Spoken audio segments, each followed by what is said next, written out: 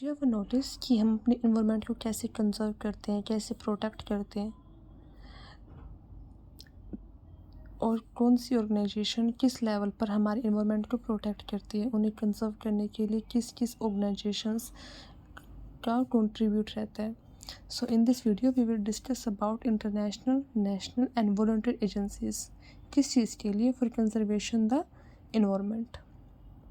तो पहले मैं आपको थोड़ा सा ओवरव्यू बता देती हूँ। इंटरनेशनल जो टर्म है which is use to represent between nations, global level को रिप्रेजेंट करता है इंटरनेशनल। वेयर नेशनल रिप्रेजेंट करता है कि नेशन के अंदर, ठीक है। Just imagine this is our earth, ठीक है, जिसके अंदर बहुत सारे नेशंस हैं, राइट। ये नेशंस हैं और नेशंस मिलके क्या बनाते हैं हमारे ग्लोबल लेवल पर। जो इंटरनेशनल एजेंसीज होती हैं वो ग्लोबल लेवल पर वर्क करती हैं।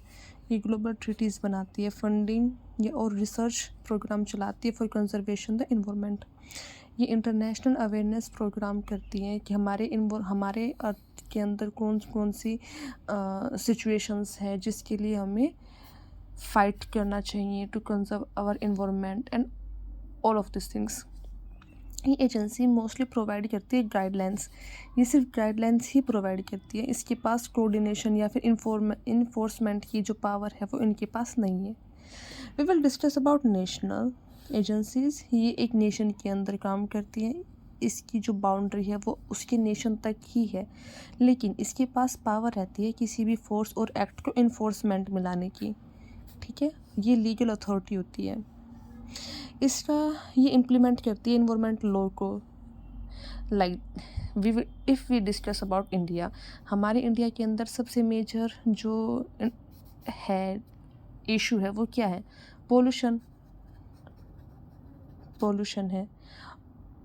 तो हमारा जो इंडिया है वो पोल्यूशन के रिगार्डिंग बहुत सारी लॉज बनाएगा, एक्ट बनाएगा बहुत सारे। तो जो नेशनल एजेंसी होती है वो उस पर्टिकुलर नेशन के अंदर जो हमारे पास इशू है उस इशू के ऊपर ध्यान देती है, ठीक है। ये इम्प्लीमेंट करती है इन्वायरमेंट लॉ। हमारे यहाँ पे बायोडाइवर्सिटी लॉस है तो बायोडाइवर्सिटी से रिलेटेड लॉ लाएगी, पोल्यूशन है तो पोल्यूशन से रिलेटेड लॉ लाएगी, pollution control.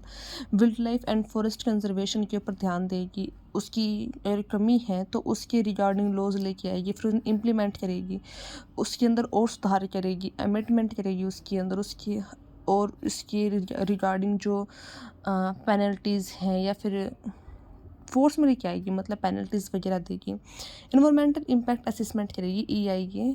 If you don't know about EIA I will teach you in other video, ठीक है। वॉलंटियर एजेंसी क्या होती है? वॉलंटियर ये नॉर्मली होती है NGOs। जो NGOs होती है, नॉन गवर्नमेंट ऑर्गेनाइजेशंस, ये इंडिपेंडेंट होती है। ये किसी के अंडर काम नहीं करती, ये इंडिपेंडेंट होती है। इसका सबसे मेन काम मान लो, इसका सबसे मेन काम होता है जो नेशनल ऑर्गेनाइजेशंस है उसके ऊपर ध्यान रखना कि हाँ ये अपना काम अच्छे से कर रही है फिर नहीं। ये काम होता है NGOs का। ये अवेयरनेस प्रोग्राम चलाती है और एक्टिविज़म, इसके दो सबसे मेन मोटिव है, अवेयरनेस और एक्टिविज़म, ठीक है।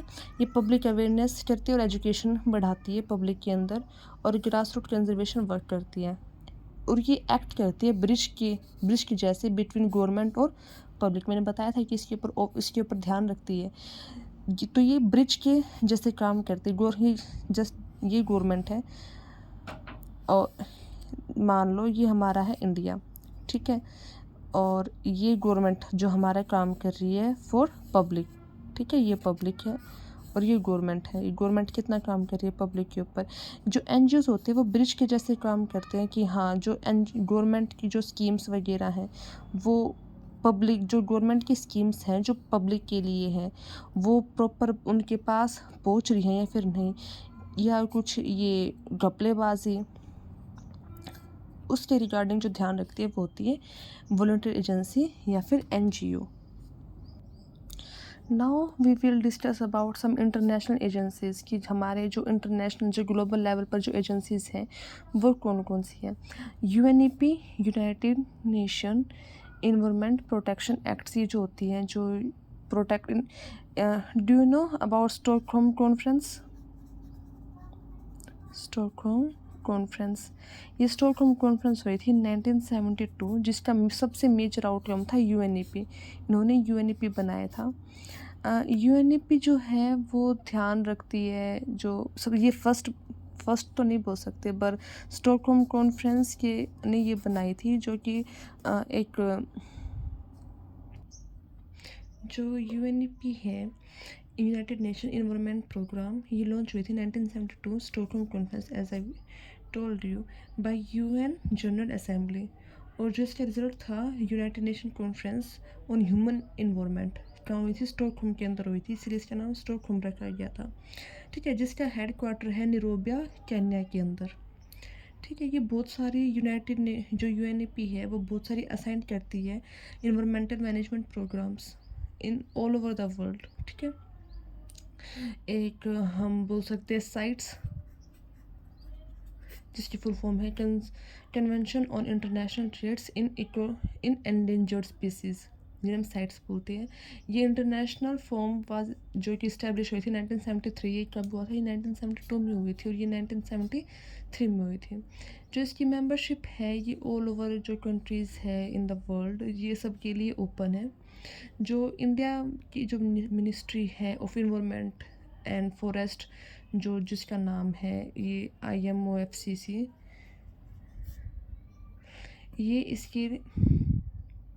ये नोडल एजेंसी है for participation in international agreements. और भी बहुत सारी इंटरनेशनल एजेंसीज़ हैं जो हम पढ़ रही हैं। एक यूनेस्को है, united nation education scientific and cultural organisations, जो कि 1945 में इस्टेब्लिश हुई थी। ये implement of the effort of member states to promote education, scientist, research and information and art of development the culture aspects of world relations. जिसका headquarter है वो कहाँ है? पेरिस के अंदर। देखो, आई विल टीच यू। हम दोबारा मेमोराइज करते हैं। स्टॉकहोम कॉन्फ्रेंस 1972 में हुई थी। ये फर्स्ट ग्लोबल लेवल पर कॉन्फ्रेंस थी, जो कि बहुत बहुत बड़े लेवल पे थी ये कॉन्फ्रेंस, जो कि 1972 में हुई थी। कहाँ हुई थी? स्टॉकहोम के अंदर। इसका जो सबसे मेजर आउटकम्स में से थी, उन्होंने बनाई थी UNEP, united nation environment programmes, जो कि बनाई थी यूएन जनरल असेंबलीज़ के अंदर बनाई थी। जिसका हेड क्वार्टर कहाँ है? इसका हेड क्वार्टर है निरोबिया, केन्या के अंदर। ठीक है, उसके बाद हमने पढ़ा यूनेस्को के बारे में, जो कि 1945 में बनी थी, जिसका हेड क्वार्टर कहाँ है? पेरिस के अंदर।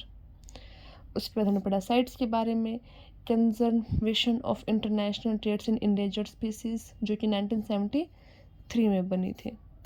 ठीक है, जिसके अंदर MOFC कैसे काम करती है? नोडल एजेंसी जैसे काम करती है। ठीक है, now we will discuss about national agencies. तो बहुत सी हम इंडिया के बारे में बात करेंगे, because we live in India, तो हम इंडिया के बारे में बात करेंगे कि इंडिया के अंदर कौन कौन सी नेशनल एजेंसीज है। तो जो इंडिया के अंदर नेशनल एजेंसी है वो है MOFCC। जैसे कि इंटरनेशनल लेवल पे कौन सी थी सबसे मेन? वो थी UNEP, जो कि कहाँ से निकली थी? स्टॉकहोम कॉन्फ्रेंस के अंदर से निकली थी। ठीक है, इन 1972 सन याद कर लेना, इम्पोर्टेंट है। नेशनल के अंदर जो है वो है MOFCC। ठीक है, जो ministry of environment, forest, climate change. ठीक है, जो ये MOFCC इसे रेगुलेट करती है SPCB, जो कि है स्टेट पोल्यूशन कंट्रोल बोर्ड। देखो, इंडिया के अंदर ये दो ऑर्गेनाइजेशन है, CPCB और SPCB, जो कि ये किस चीज़ की आउटकम थी? ये थी वोटर एक्ट की आउटकम थी ये, जो कि 1974 में हुआ था। और उसके बाद आया था एयर एक्ट, जो कि 1981 में हुआ था। जो वोटर एक्ट थी, ये हमारे इंडिया का पहला एक्ट था, जो कि वोटर कंजर्वेशन के ऊपर था। वोटर एक्ट 1974, उसके बाद आया था वोटर रूल्स, जो कि 1975 था।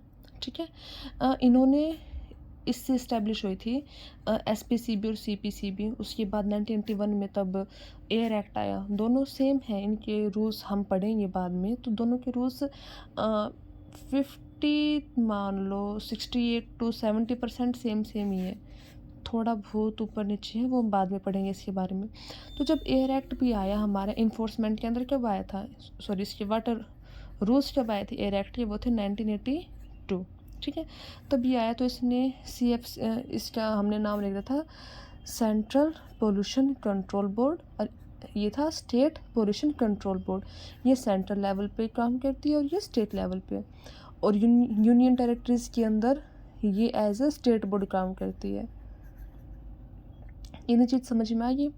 हम बात कर रहे थे MOFCC की। MOFCC को रेगुलेट कौन करता है, SPCB, state pollution control board, ठीक है। अब इसकी बहुत सी, हाँ मैंने पीछे वाले में नहीं पढ़ा है, मैं दोबारा बता दूंगी। जो नेशनल जो एजेंसीज़ हैं उन्होंने बहुत सारे एक्ट लाए हैं, जो नेशनल लेवल पर जो एक्ट हैं, रूल्स हैं, उसके बारे में पढ़ेंगे हम, ठीक है। जो ये मान लो हाँ एयर एक्ट वाटर एक्ट, दो ये हो गए। CBD तो इंटरनेशनल लेवल पे था। चिपको मूवमेंट, अपीको मूवमेंट, और Bhopal, after Bhopal gas tragedy कौन सा, वाइल्ड लाइफ प्रोटेक्शन एक्ट, जिसे अम्ब्रेला एक्ट भी बोलते हैं हम। और भी बहुत सारे लॉज थे जो कि नेशनल लेवल पर इम्प्लीमेंट किए गए हमारे नेशन के अंदर, ठीक है। So now if you discuss about NGO या फिर वॉलंटियर एजेंसीज़, तो वो जो इंडिपेंडेंट होती है, इनका सबसे मेन काम क्या था, जो गवर्नमेंट ऑर्गेनाइजेशंस हैं उसके ऊपर नज़र रखना कि ये अपना काम अच्छे से कर रही है या फिर नहीं। ये सबसे मेन काम होता है NGOs का। दूसरा इसका मेन काम होता है ये एक्टिविज़म करती है कि जो एरिया जो है उसके अंदर अवेयरनेस प्रोग्राम चलाना, उन्हें अवेयर करना अबाउट ऑर्गेनाइजेशंस, जो गवर्नमेंट ने जो पॉलिसी बनाई है उसके बारे में, या फिर और भी हमारे क्लाइमेट के बारे में मान लो, या फिर नॉर्मल लाइफ के बारे में मान लो। उस चीज़ के अंदर एक्टिविज़म का जो फंक्शंस है वो कौन करती है, NGO करती है। बहुत सारी NGOs हैं, जैसे कि टैरी, ये तो बहुत बड़ी ऑर्गेनाइजेशन है। टाटा एनर्जी रिसर्च इंस्टीट्यूट, बहुत अच्छी ऑर्गेनाइजेशंस हैं जो कि कैसी है, ये NGO है जो कि अवेयरनेस प्रोग्राम चलाती है। उसके बाद है seek, society of environment education in Kerala, बहुत बड़ी है। WWFI, world wild life fund India, जिसका लोगो क्या है, पांडा है। जो कि पांडा कैसे एक्ट करता है, फ्लैगशिप स्पीसीज जैसे एक्ट करता है ये यहाँ पे। फ्लैगशिप स्पीसीज़ क्या होती है, वैसी स्पीसीज़ जो कि किसी एक बहुत बड़ी ऑर्गेनाइजेशन का क्या हो, ब्रांड एम्बेसडर हो। ये ब्रांड एम्बेसडर बनने के बाद क्या करेगी, ये उस जो जो स्पीसीज़ है उसे कंजर्व करने में हेल्प करती है, ठीक है। वो क्या होती है, फ्लैगशिप स्पीसीज़ होती है, जिसके अंदर क्या बनते हैं, ब्रांड एम्बेसडर। और WWFI का ब्रांड एम्बेसडर क्या है, ब्रांड एम्बेसडर बोल, या फिर लोगो बोल लो, लोगो क्या है इसका, पांडा, जो कि पांडा को कंजर्व करने में कहीं ना कहीं कंट्रीब्यूट करती है। ऐसे बहुत सारे ऑर्गेनाइजेशंस हैं, और भी बहुत सारे ऑर्गेनाइजेशंस हैं जो कि डायरेक्ट और इनडायरेक्ट क्या करती है, लिंक करती है हमारे इन्वायरमेंट को कंजर्व करने के लिए। हम फिलहाल इन्वायरमेंट के रिगार्डिंग बात कर रहे हैं, तो हम इन्वायरमेंट के से रिलेटेड देखेंगे, जो कि हमारे इन्वायरमेंट को कंजर्व करने के लिए क्या करती है, हेल्प करती है। वो क्या होती है, NGOs। अच्छा, मैंने आपको इंटरनेशनल लेवल पर नहीं बताया था, मैं आपको दोबारा बता देती हूँ। जो इंटरनेशनल लेवल पर जो एक्ट बने थे, या फिर रूल्स तो नहीं बोल सकते हम, जो एक्ट्स बने थे वो क्या क्या थे, एग्रीमेंट्स हुए थे जो उसके अंदर UNFCC, United nation framework convention of climate change, जिसके अंदर क्या हुआ था, पेरिस एग्रीमेंट हुआ था। पेरिस एग्रीमेंट क्या था, इसके अंदर था कि 2 डिग्री सेल्सियस क्या करेंगे, टेम्परेचर कम करेंगे।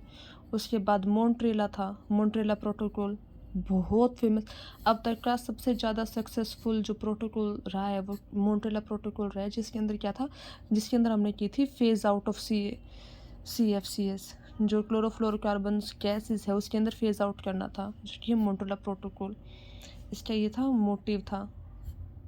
उसके बाद क्योटो प्रोटोकॉल, जो कि एमिशन रिडक्शन टारगेट करना था, हमें जो एमिशन है वो रिडक्शन करना था। CBD, कन्वेंशन ऑफ बायोडाइवर्सिटी, जिसके अंदर बायोडाइवर्सिटी कंजर्व करने की जो हमारा CBD का मोटिव था, बायोडाइवर्सिटी कंजर्व करना। तो ऐसे बहुत सारी जो हैं जो फ्रेमवर्क्स चलाए हैं। एक है जो यूएनएफसीसी था, ये कोप मीटिंग चलाती है, अब भी चलती है कोप मीटिंग। अब रिसेंटली में भी कोप 30 चली थी, जिसके अंदर ये हर साल चलती है। अलग जो वर्ल्ड के अलग अलग लेवल पे नेशंस के अंदर चलती है, कभी कहीं ऐसे चलती है। ये फ्रेमवर्क है फॉर ग्लोबल क्लाइमेट चेंज। जो ग्लोबल लेवल पर जो क्लाइमेट चेंज हुआ है उस ईयर में, उसके रिगार्डिंग फ्रेमवर्क करती है, फिर रिपोर्ट देती है कोप मीटिंग। हम उससे कैसे बचे हैं, क्या उसकी हमें रूल्स रेगुलेशन इम्प्लीमेंट करने चाहिए, या फिर कोई आइडिया हो तो वो हम इसके अंदर डिस्कस करते हैं। तो ये था हमारा अबाउट नेशनल, इंटरनेशनल और वॉलंटियर एजेंसीज, किस चीज़ के रिगार्डिंग, फॉर कंजर्व इन्वायरमेंट। सो दोबारा हम रिव्यू करते हैं कि हमने पढ़ा क्या है। हमारा टॉपिक का नाम था नेशनल, इंटरनेशनल और वॉलंटियर एजेंसीज, किस चीज़ के लिए, फॉर कंजर्वेशन इन्वायरमेंट। इन्वायरमेंट है, हमें इन्वायरमेंट के कंजर्व करने के लिए ज़रूरत क्या है क्या इन्वायरमेंट? जो हमारा इन्वायरमेंट है वो हमारे आर्थ्रोपोजेनिक जो सोर्सेज हैं उसके अंदर ये बहुत सारे we can say harmful effect phase out कर रही हैं। उन चीज़ों को फेज़ आउट करना, उनसे कैसे कंजर्व किया जाए हमारी अर्थ को, या फिर जो हम एमिशन कर रहे हैं उसे कैसे रिड्यूस करना चाहिए, या फिर हम क्या करें जिससे हमारी वाइल्ड लाइफ, वाटर, एयर और भी बहुत सारी चीज़ें इफ़ेक्ट ना हो, लैंड इफ़ेक्ट ना हो। ये करने के लिए, कंजर्वेशन ऑफ अर्थ करने के लिए नेशनल, इंटरनेशनल लेवल पर हमारा क्या कंट्रीब्यूट है, नेशनल के अंदर क्या है और वॉलंटियर के अंदर क्या है। वॉलंटियर के अंदर ऐसे NGOs वगैरह, WWFI सबसे बहुत अच्छी है, WWFI और टेरी, ये दो है वो मोस्ट इम्पोर्टेंट है और मोस्ट सक्सेसफुल वी कैन से। और नेशनल लेवल कौन रेगुलेट करता है, है MFCC। रेगुलेट कौन करता है इसे, SPCB, state pollution control board, ठीक है। इंटरनेशनल लेवल पर जो थी वो क्या थी, UNEP, जो कि किसका आउटकम थी, स्टॉकहोम कॉन्फ्रेंस का, जो कि 1972 में हुआ था। इसका हेडक्वार्टर है निरोबिया, जो कि है केन्या के अंदर। सो हमने आज ये पढ़ा। If you have any query about किसी भी चीज़ के अंदर, so you can consult with me, I will teach you about more about this. Thank you, have a nice day.